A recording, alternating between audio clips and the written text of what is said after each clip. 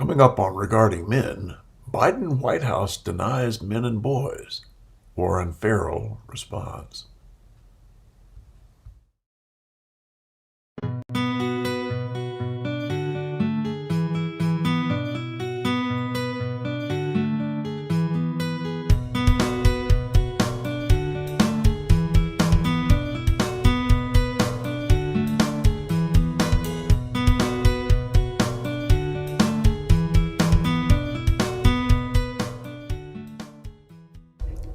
Hello, everyone, and welcome to Regarding Men, a place where we hold men in high regard and where red pill isolation comes to die.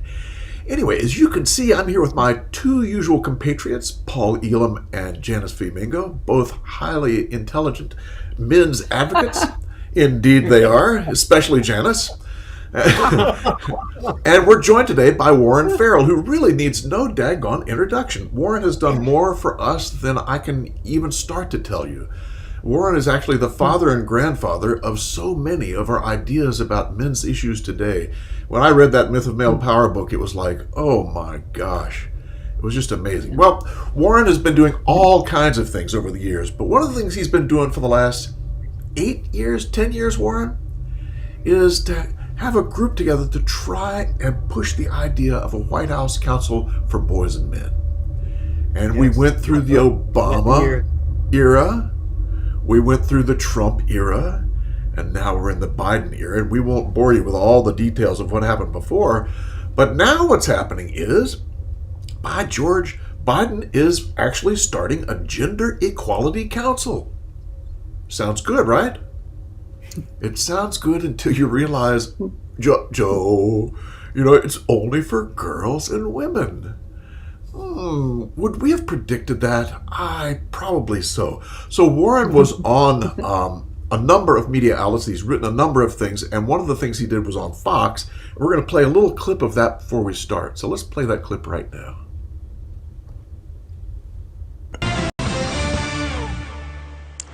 While the politically correct gender police may be cheering President Biden as having the most inclusive administration in history, others are slamming the president's new gender policy, calling it sexist.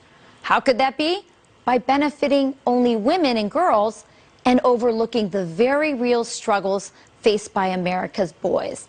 Joining me now is Dr. Warren Farrell. He's the co-author of The Boys Crisis, Why Our Boys Are Struggling and What We Can Do About It.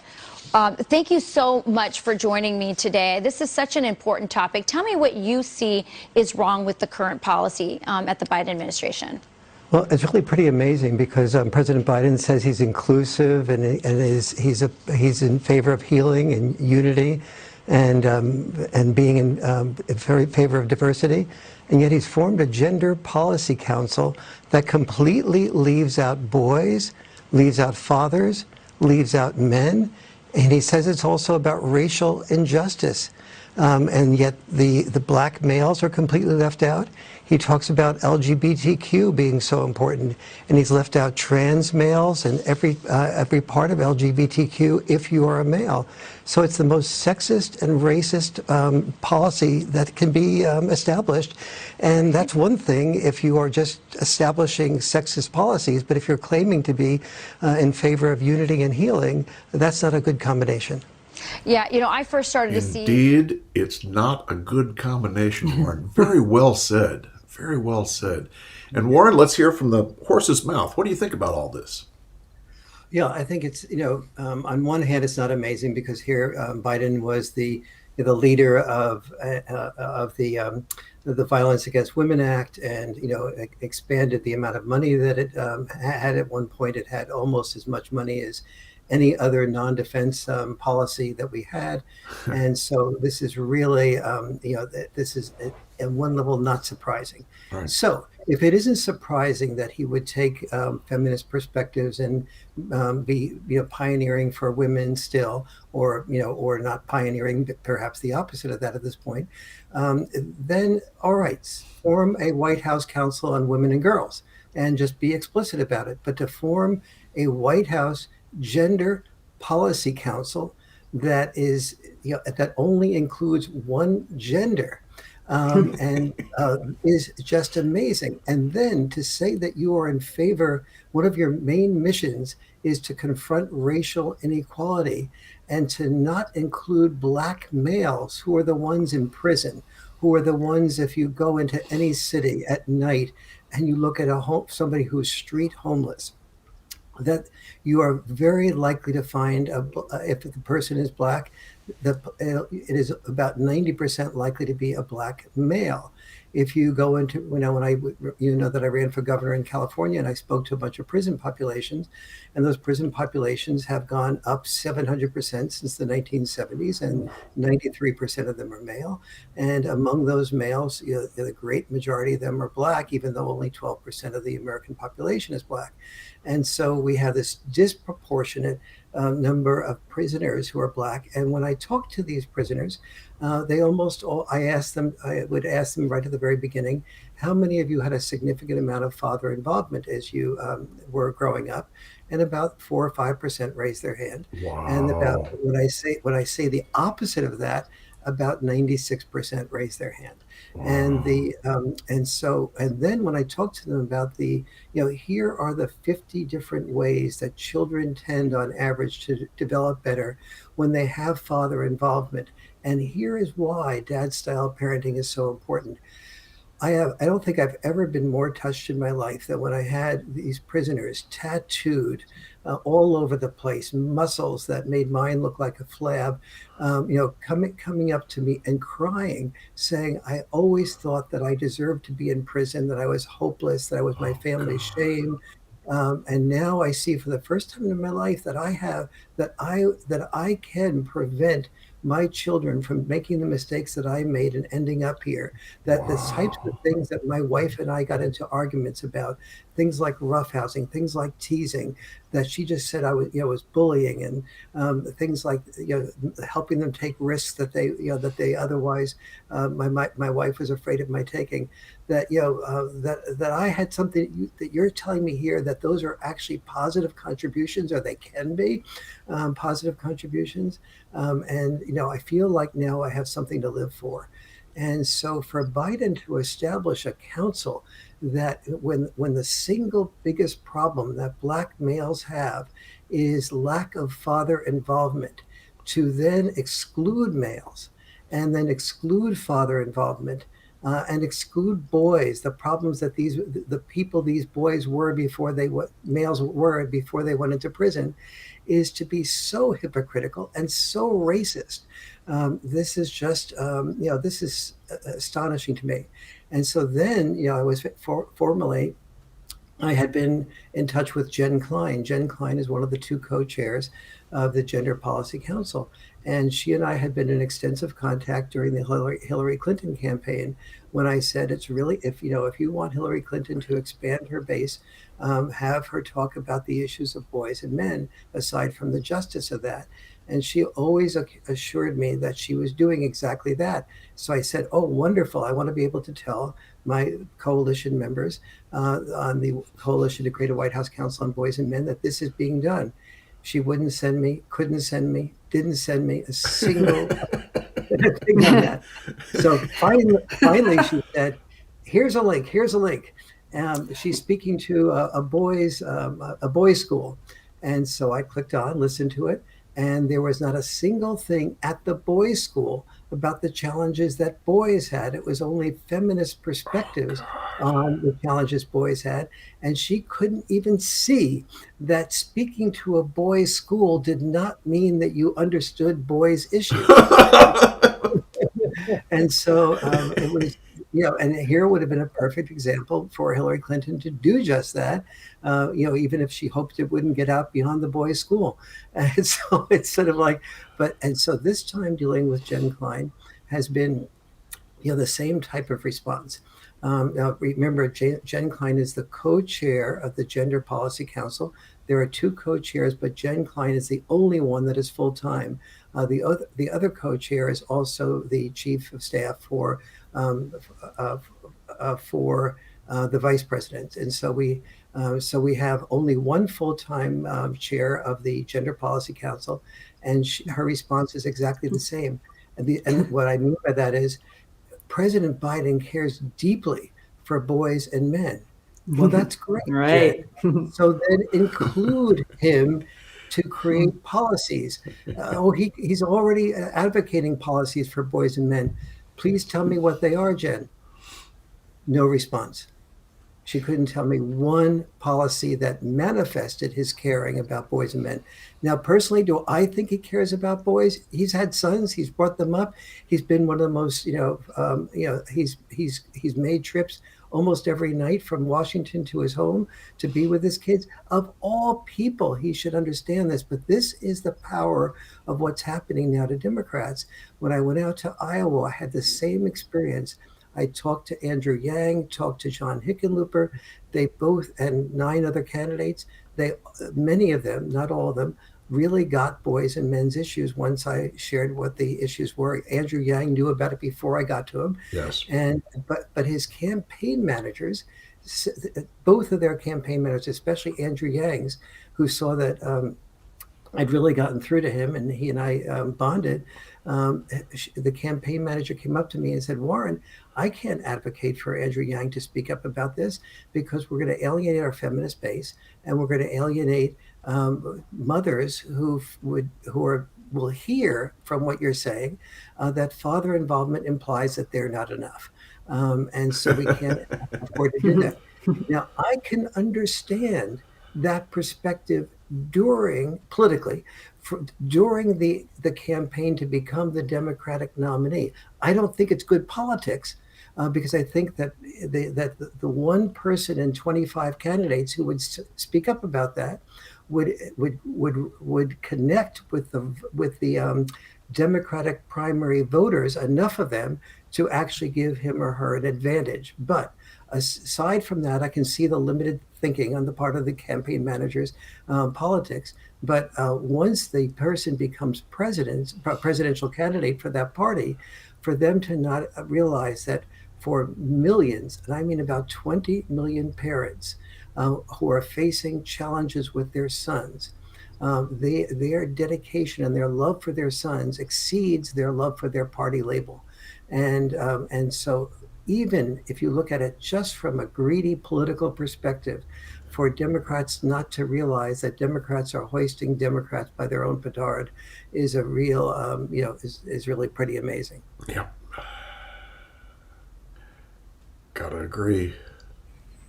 It's crazy, crazy. And Warren, your thing about going out and seeing the prisoners just reminded me of the kinds of things we could do if we had a White House counsel. I mean, you could make YouTubes, you could make videos that would be distributed out, talking about the powers of fatherhood. I mean, to not just the black men in prison, but to all men who don't know how powerful fatherhood is and their importance. And yes, I think they've been shamed by women saying, "Oh no, you shouldn't treat children like that," because she wouldn't treat them like that. Absolutely. Oh, And boy. this is where Janice, you come in as being so important. The role I served in the early feminist movement was to be, when feminists were being said that that they were all man haters, which turns out to be more true than I thought. Indeed. I was put up there to sort of make sure that that if I was advocating therefore that and feminists were advocating me, that therefore feminists weren't man haters. And now we have the opposite of the case, and of course the strongest segment of the population that is stuck to this in advocacy mode is gender women's studies courses or supposed gender studies courses. And you are just a perfect person to be able to talk about to begin to penetrate the gender studies courses and say, hey, wait a minute, there's many of us here who have sons who realize that the world is more complex than women good, men bad, women oppressors, men oppressors, women the oppressed. That it's not just a patriarchal world, not a world dominated by a patriarchy, but it was a world dominated by the need to survive. You can gather together those people who are afraid to speak up in their universities for fear that they'll be knocked out, especially if they don't have tenure. Yeah.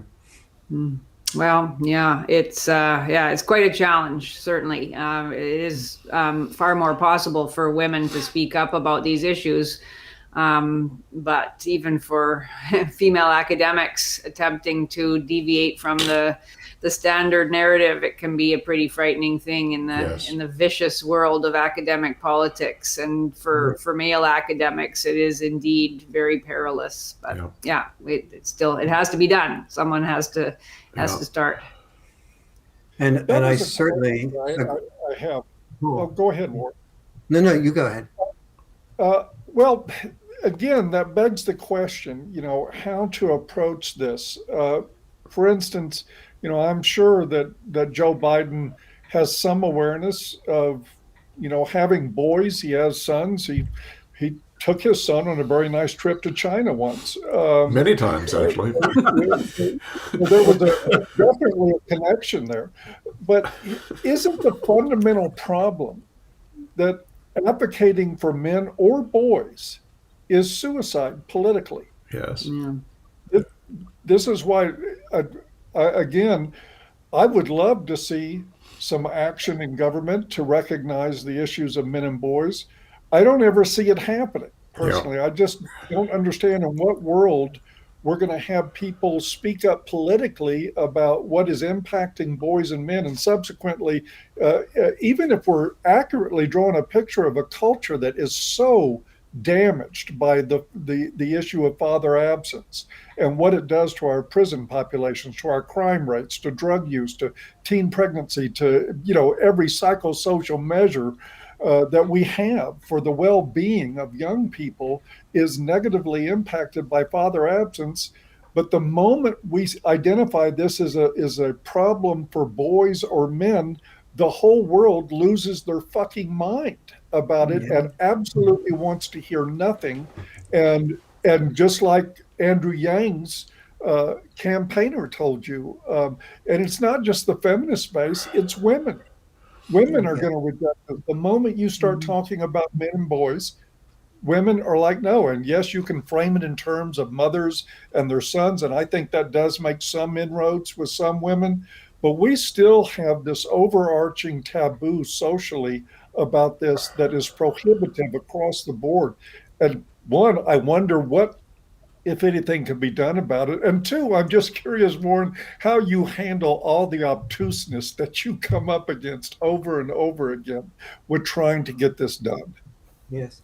Well, first of all, I really want to agree with you. I mean, I remember the first time I brought this type of issue up at the Board of Now in New York City in the early 70s, when there was an increase in divorces in the early 70s. And I saw the original research plus the Moynihan report that said, that the problems that were occurring in the inner cities were occurring not in the Black community per se, but in that portion of the Black community, that 25% portion of the Black community, in which boys were growing up without dads, and that was where the crime was emanating from. And so now, of course, that's 50%, more than 50% of the Black community is in that mode. And at the time, it was only 3.2% of the Caucasian community that was in fatherless mode. It's now 35% of the Caucasian community that's in fatherless. Is that right? 35. Minimal father involvement. So that's about 12, 13, therefore 1,300% increase in the amount of fatherlessness in the Caucasian community. So and so I brought this issue up to the Board of Now. And, in the past, they'd always been really, yay, Warren, you're so great, blah, blah, blah. And it was like silence. And then they started cross-examining me. And they said, and one of the people said, Warren, we have a problem, which is our now members are making it crystal clear that when they get a divorce, they don't want us talking about equality after divorce. They want us to sort of make sure that we understand, that we now understand that mothers know best what's for the best for the child. Oh And God. if she wants to have a mistake that she made in the past, that is marrying the dad of those children and moving out of state, she should have that opportunity because she knows what's best. And Wow. I made the mistake of saying this is, the same as the male chauvinists were saying when they were talking about, men who are doctors have had a long history being doctors. They know what's best, so they should decide which female doctors should or shouldn't be allowed. And most of them feel that, and that, when women's style is different from men's style, male doctors know best, or male lawyers know best, or male executives know best. You wouldn't applaud that for the beginning. And then I got the feedback, wait a minute, are you for us or against us? And then it emanated from that, that your living is dependent upon our recommending you to, all around the world. And that was true. And fortunately, I began to start saving much more at that point, because they made it clear to me that if I were, so that the agreement at that point was, well, Warren, you've said yourself that we don't have a lot of good longitudinal data on this that is really scientifically rigorous. So why don't you go ahead and do more research and wait a few more years and see what happens to these people as these kids grow up? And so I agreed, but I knew right then and there that the handwriting was on the wall. Yeah. And it is true that, I once sat down and calculated about how much I had lost, and from making the decision to be honest with the research on boys and men and fathers rather. And it's, somewhere in the category of $12 million. Jeez. And a huge amount of sacrifice. This is all to Paul Elam's point that, it is a type of suicide. Yes. I was told I was on the finalist list for the McCarthy grant, Genius Grant Award, and then another Ford Foundation Award that I had never applied for, either one. And I was, it got around that this was my new take, and dropped immediately from those lists. Wow. And so on and on like that. But it's so I could not agree more that there is a price to pay. And that's what, Janice is up against. That's what we're all up against in Yes. trying to make that happen. Yeah. But the irony of it all is that the money that I made during those years, I did invest reasonably wisely, and they have supported me to do this type of consultation Jolly good. the last 40, 50 years. Yeah. I'll never forget back in the, I guess, 10, 12 years ago when they were starting the Maryland Commission for Men's Health. The politician who started it, who got it started, was a wildly successful and popular black male, huge guy, wonderful guy from Tacoma Park, Maryland. And he put the whole thing through and got this going, the Maryland Commission for Men's Health. The next election, he was out. Wow. He was I gone. did not realize that. Yeah. That's Yeah. So so it just speaks to what you and Paul are both saying. This is what happens. If you do anything for boys and men, you're in trouble.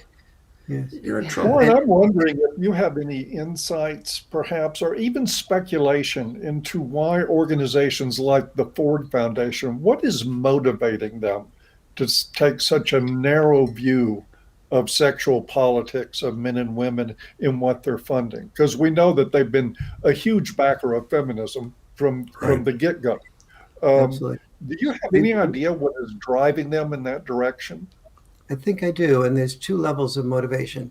One is when we started, when the feminist movement emanated, in the late '60s, the most recent version of it, we had grown out of the civil rights movement, in which there was an oppressor and an oppressed.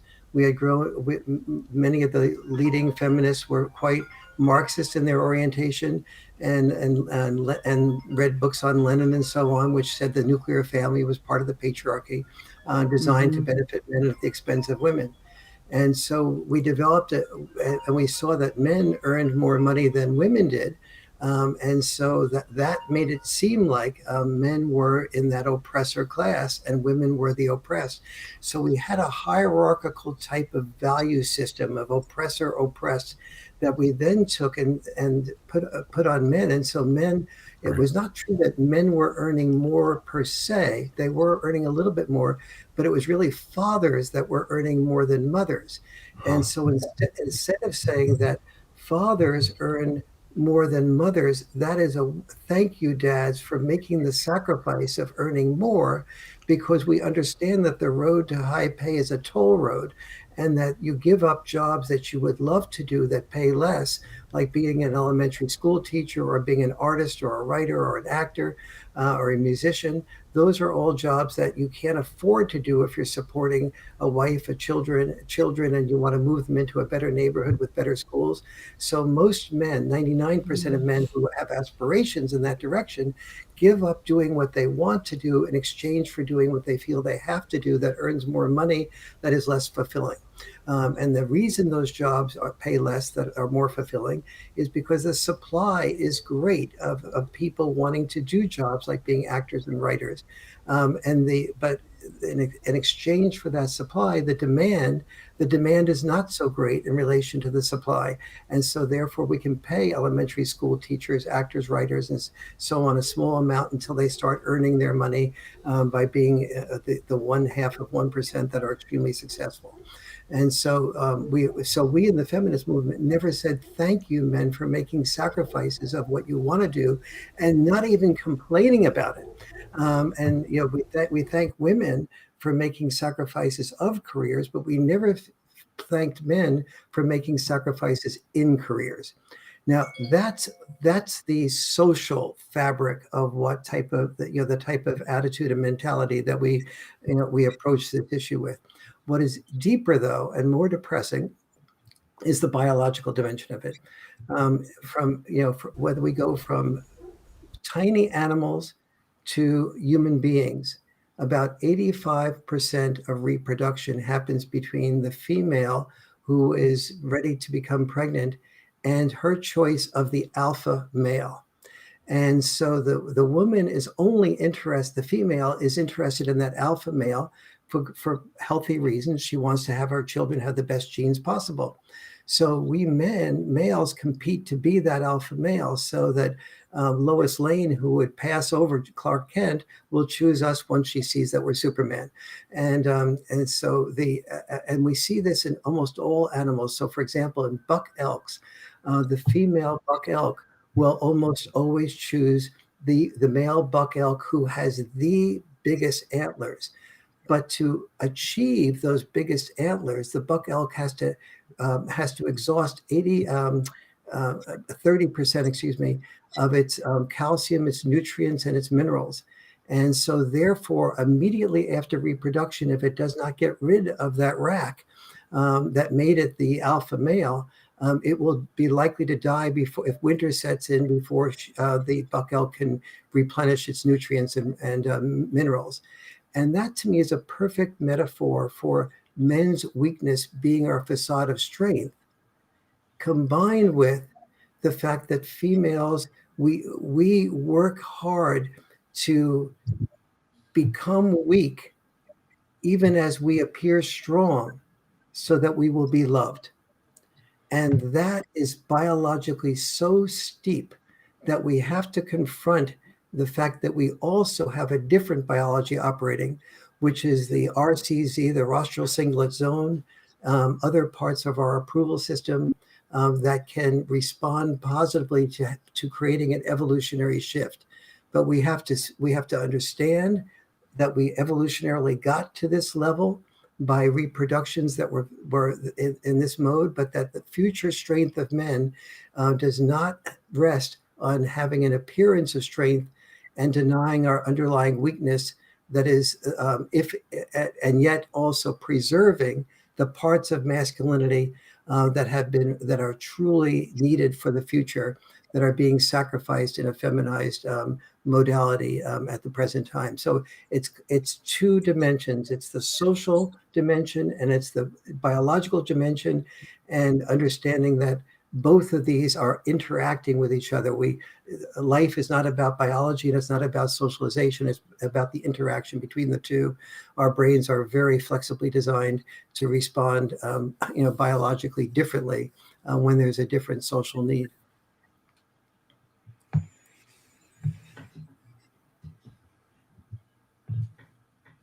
Fortunately, on this issue, people like Janice, who are in the universities, that type of argument that I just talked about, that's a complex argument. That goes, and the deeper that you dig, the more accuracy you find about that, and that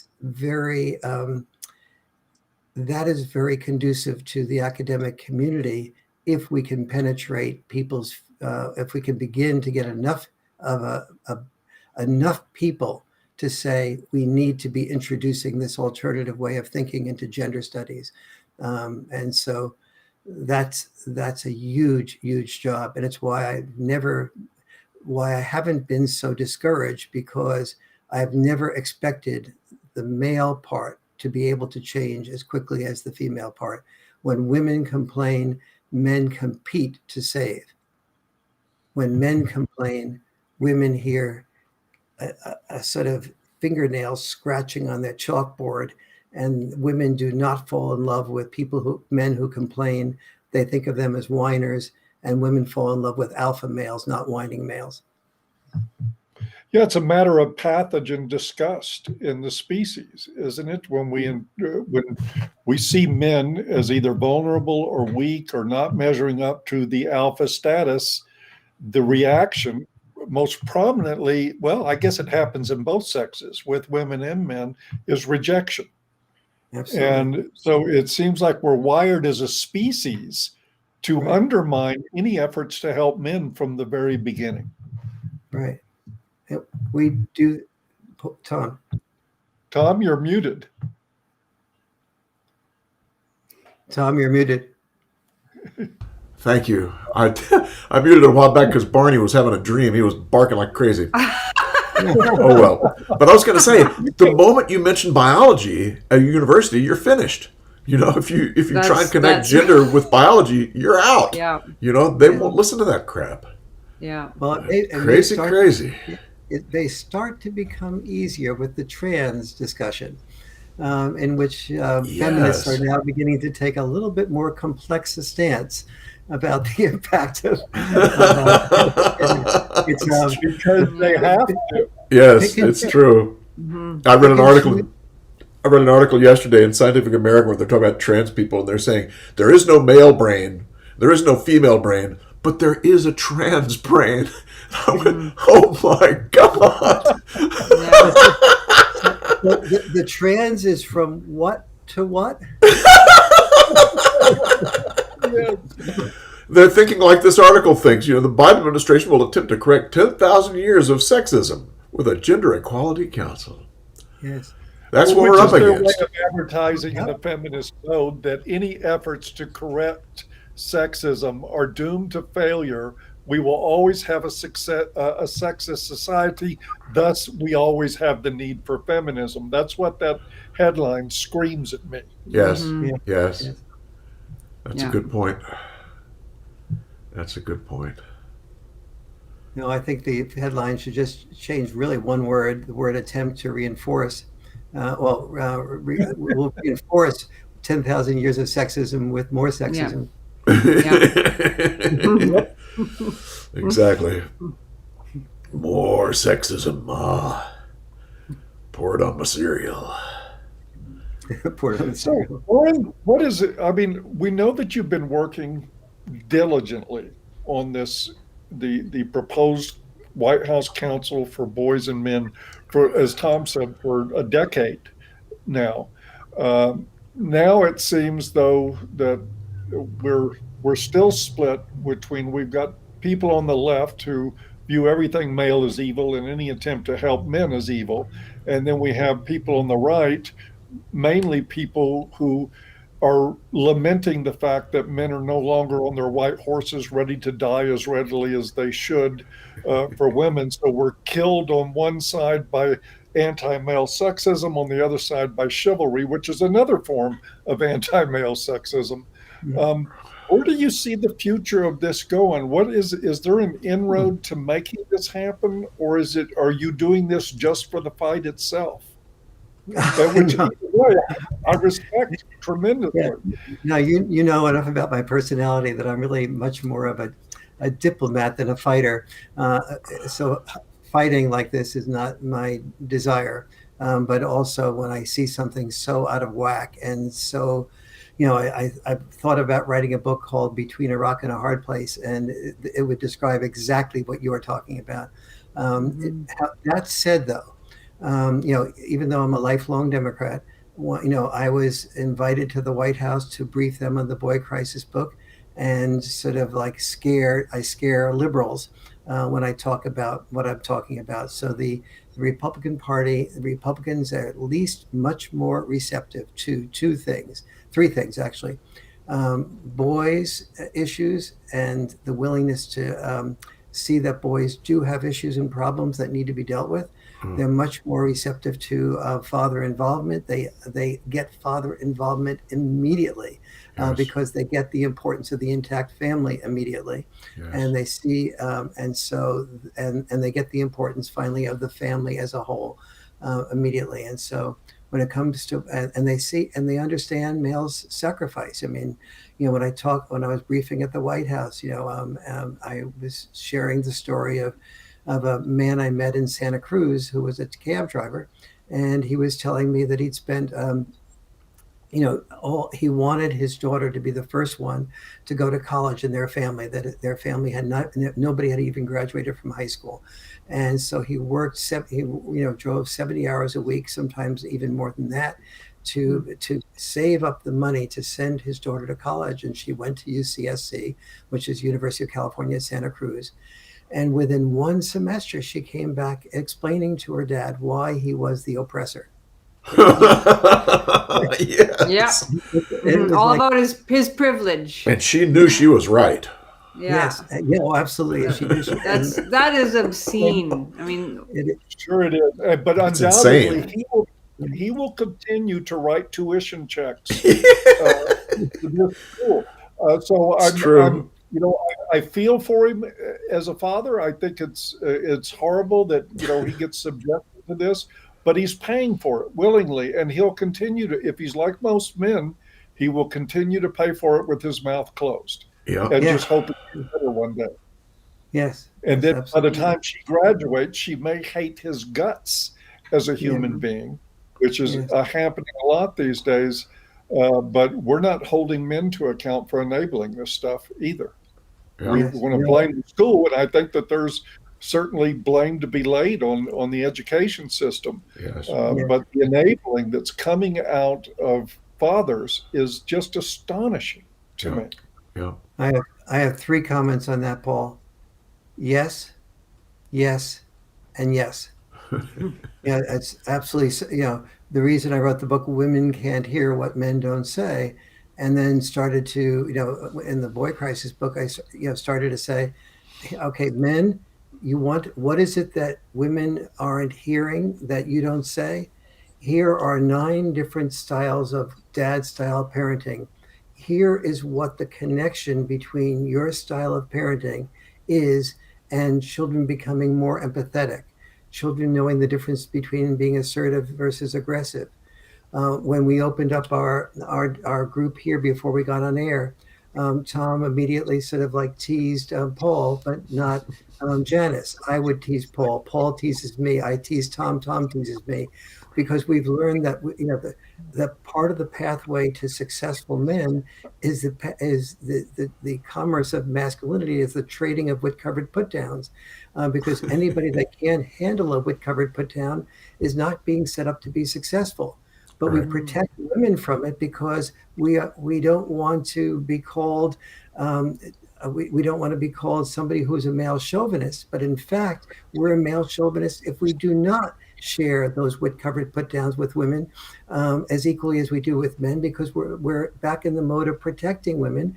And if women can't handle criticism, we're not helping prepare them to move forward, because anyone who's successful, the more successful you are, the more criticism you get. But we men don't know. You don't read in books anywhere about the positive value of teasing, the positive value of putting doing the wit down, the positive value of this type of banter. And so mothers genuinely think that when their father, when the fathers are, doing this banter with their sons, that they're being insensitive to the sons. Will the son, if the sons are well protected by mom, not well protected, but protected by moms, that boy will start to cry when the father does something like that. Right. And the mother Right. will, in her mind, say, he just doesn't get how to parent a child. Right. And she Right.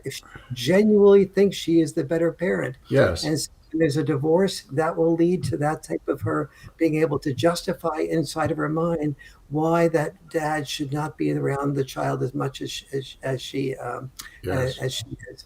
And Yes. so we have to speak up, and we have to, before we speak up though, we have to learn what are the values of teasing, what are the values of roughhousing, what are the values of boundary enforcement, what's the difference between boundary enforcement and boundary setting.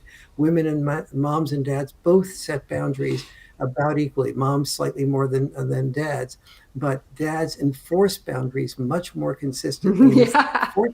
It's the enforcement of boundaries that require the child to have the postponed gratification that is the single most important ingredient to success. But we don't explain that in those terms to moms, and moms can't. So moms think that it's just us roughhousing until the child cries, as opposed to, as opposed to having some non-articulated, not even understood by the father, sense that there's a good outcome that comes from this. Yes. We have to learn to be able to articulate all the things, Paul, that you were talking about before. Yeah. Indeed. And I do have to add, in all fairness, Janice is smarter than me. Oh, come on. I was going to say, Janice, you better look out because you got things coming now. Yeah, I know. But it reminds me, when I do therapy over the years with couples, one of the things that was constant was that I'd literally have to teach the men how to ask for what they want. Because the men wouldn't ask for what they want in the relationship. They'd kind of think of what the wife wanted. They wouldn't say, well, I want it this way, or I want this, or I want that. So part of my job was to really help them, teach them how to ask for what they want. Because men are not trained to do that. It's incredible. It's just incredible. Well, but they're trained to do the opposite. Exactly, Paul. Yeah, Exactly. Precisely. And just on the point of teasing, I wanted to defend Tom and Paul to say that they do their share of teasing. That's true. Me. That is correct. Here regarding men, or at least maybe we're working towards equality. But I was also going to say that in our society now, of course, a boss or a coworker who teases or constructively criticizes his female employee or colleague is very likely to be hit with a sexual harassment complaint or some form of gender harassment discipline. So it's become, this has become now the impossible to put in practice normal, in which we pretend that we care about gender equality, but in which chivalry is actually enforced in the workplace in all sorts of bizarre ways, while women continue to insist that they're oppressed and not given the chance to succeed. I mean, it's just such a bundle of contradictions and incoherencies masquerading as equality that I'm not surprised we have a new White House counsel that uses the word equality to mean advancement for women and girls. It's what a tangle it is. And thank you, Warren, for working on it. What is the net result of all that too is that you have men in the workplace who are more hesitant to hire women if they can get away with it, and who will not mentor women in the workplace.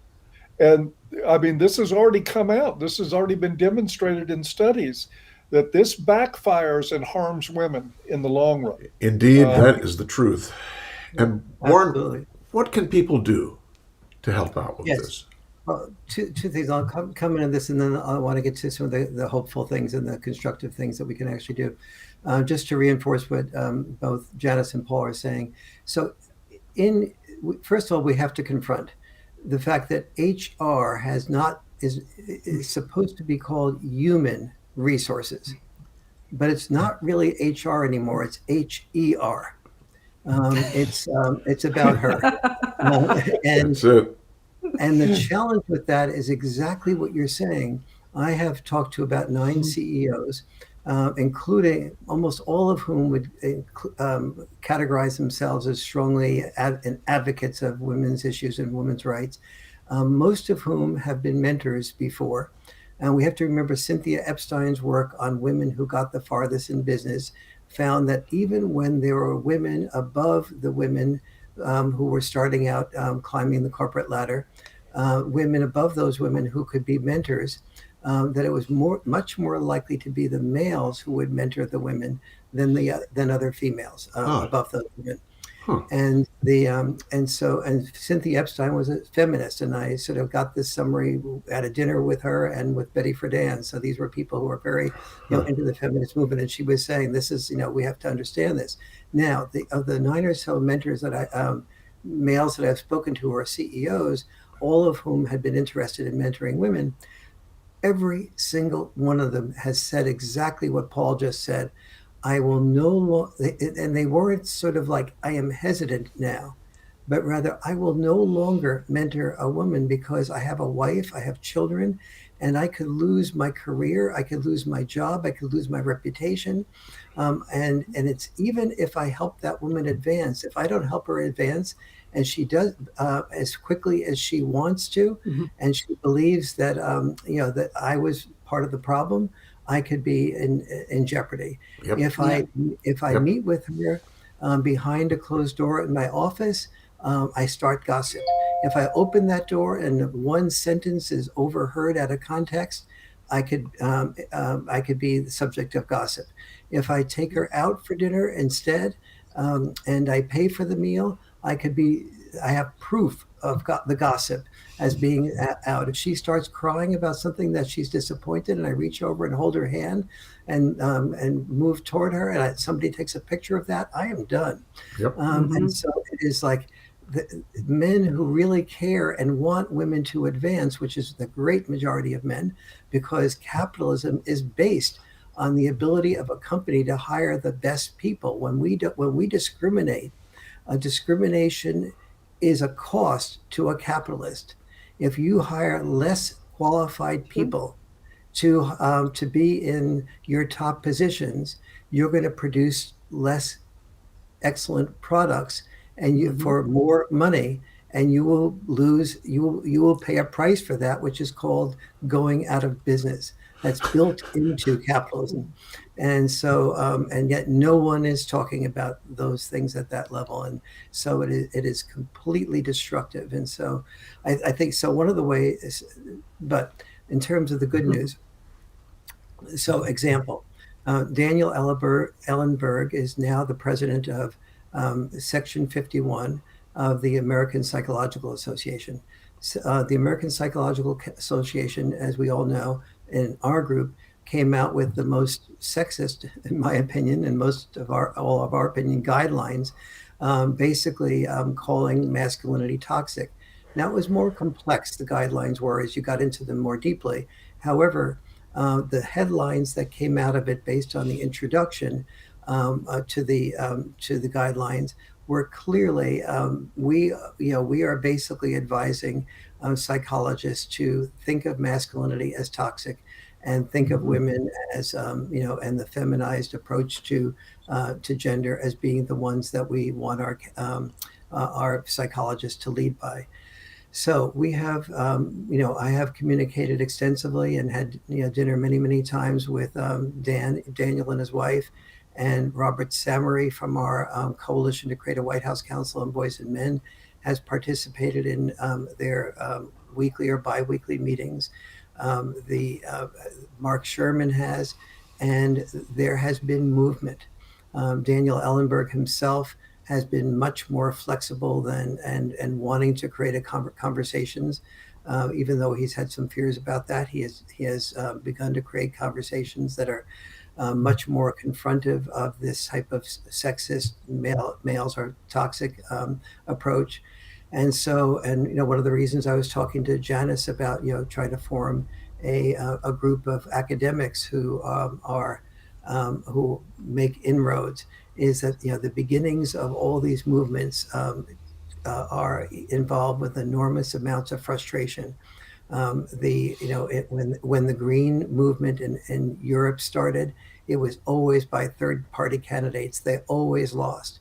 And now, if you don't have a green, if you don't have green advocacy for climate change in Europe, you cannot possibly win an election. And the whole tipping point phenomenon. This is the hard part. But unlike with climate change, climate change is not biologically built into our psyche as being wrong, but men expressing a desire to be really treated with equality does have a biological resistance, and so we have to work all the harder to begin to help to move this forward. And it does take a lot of courage, and it will take a lot of people who who either have tenure in the academic community or who know that they have other options as a result of making good doing good savings, or know that they can do other things in life besides being an academic. Mm.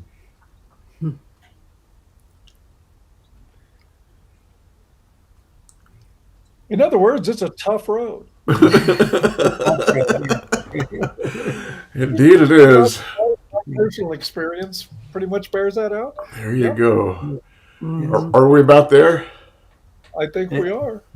I It's think we always are. it's always astonishing when I tell people that the two of their boogeymen, Paul Elam and Tom Golden, are both therapists, and it stops them in their tracks. No. Yes, I'm sure you know this, right? But because it's sort of like the image of anyone who would talk positively about boys and men and fathers is that they must be some type of right wing, person who is anti-female and a misogynist. And being a therapist that works with couples is like and I do couples communication counseling all around the country as well. And so it makes it hard for them to sort of just take the next step in their condemnation. Yeah. When they say that, and of course, Good. talking about Janice as being, a female and a professor who's educated and thoughtful, et cetera. It's like it's a four-way stop sign for their automatic journey into we are all misogynists. Indeed. Well, speaking of misogyny, I want to remind everybody that the Regarding Men groups are very active. We have changed platforms after being booted from our payment processor. That's going smoothly. You can now find us, and there will be a link below on Subscribestar where you can join our groups. I'm happy to say did not miss a beat. They are going strong, and men are coming in there, connecting to each other, and finding out that there are people and other men who actually do want to hear what's going on in Yes. their life and want to be supportive, and it's a beautiful thing to watch. It I'm is a proud beautiful of thing to watch. I just feel honored to watch what's going on. Men really getting close to other men, Yes. in a masculine way, not in a feminine way, in a masculine way. It's great, man. Yeah. And by the way, a lot of this started because of our guest's work, Warren Farrell. Mhm. Yeah. Indeed. Planted for so much of this. And now, like I said, we've had over 200 men join Regarding Men. So if you have a feeling of gratitude about being a part of Regarding Men, your thanks should go to Warren in many ways. Indeed. Mhm. Amen to that. Thank you, Warren. Indeed. I bow in your general direction. Thank you. And I also, I'm a sensitive person, as you all know, and I can't do this. I feel very lonely, caught between a rock and a hard place, and so the support of the three of you and others in the coalition is very psychologically important to me, because I'm not a loner easily. And, Yeah. Indeed, And- you are not. Good. Yeah. Good. If someone is digging into the boy crisis book, and we all have limited time, I just want to especially encourage you to get to the part 4 on the importance of fathers, Yeah. and particularly what the differences are between dad and mom style parenting, so that you can explain with love and listening first to your wife and to the mother why your portion of parenting should be part of the checks and balances that both of you interact with and dialogue with, rather than assume the other one is wrong. And so, and that particularly to take a look at the family dinner night sections that run throughout the book, and how to conduct a family dinner night so that every person at the dinner table, every parent, every child feels heard and understood. And I noticed that I said parent as well. It's so important to listen to your children, but it's also important to socialize your children to listen to you. That mom and that we're all part of a team. It's an e pluribus unum phenomenon, one from many. One is the family, and the many are each individual at the table, including mom and dad, having perspectives that need to be heard, but not interrupting the children's perspectives or vice versa, to argue with them, but to be able to hear them out until the person who's talking says, yes, that is an undistorted, clearly accurate version of what I was trying to say. Thank you for hearing me. And I know that's the work that Tom and Paul, you do with your couples, and that's what every family needs to do, so that everybody in the family, no matter what their perspectives are, feels heard. And so Yes. I really encourage a deep dive into those 2 portions of the book in particular. And if you Indeed. want a quick summary of the 50 different developmental ways that boys in particular, but also mostly girls is almost equally are deprived of their developmental progress by when their dads are not involved. Just take a look at Appendix B, where all 50 of those ways are listed. Wow, very nice. There will be a link to get the book in the Yes, indeed. description. If you don't have it and you want to learn the real numbers, the real facts behind what's going on in the lives of boys in this society, couldn't think of a better place to start. Agreed. Absolutely agreed. Mm. And for a lot of guys like listening better than reading, and so just pick up the Audible version if that's easier. If you're working out at home, and Yes. Yes. on your Peloton or whatever, it's just an easy Yeah, way to man. get into it. Indeed. Put it on in your car, guys. Yeah, man. Hmm. If you go anyplace. If you're going to And with that, I want to say that men Are. Good. Oh, God. 3 words you think we couldn't fuck it up. Oh, well, We give us a always do chance. find a way. We'll see you guys next time. Bye Better bye. good. Bye-bye. Thanks, Warren.